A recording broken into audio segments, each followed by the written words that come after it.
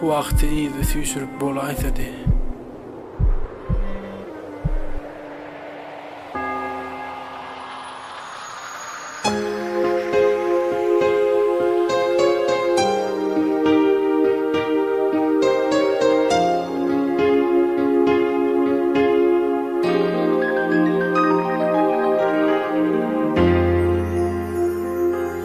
Asman ağlayan ikimiz için,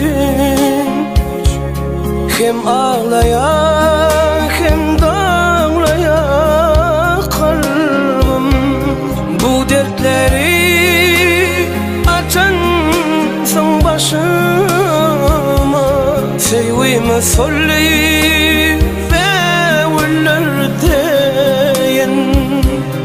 Kısmetimi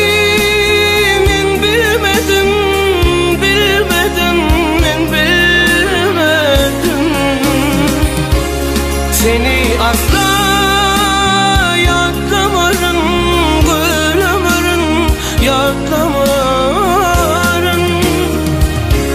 Sen adını ayırdım yürekten, yürek ağladı, men hem ağladım. Kısmetimi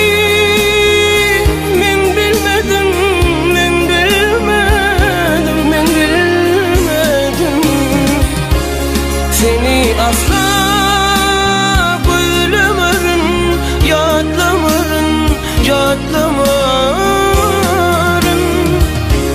Sen adını ayırdın yürekten, yürek ağladı, men hem ağladım.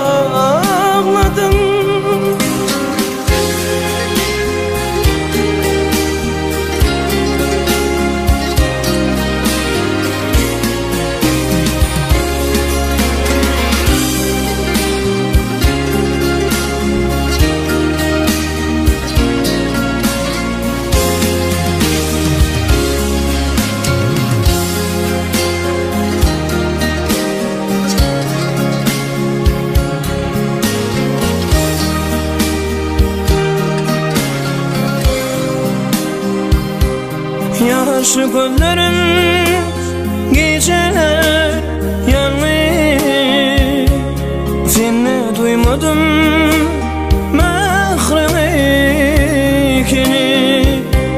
Son bir seyir yadımda kalsın, sen aşığın vefali bolsun. Kısmetimi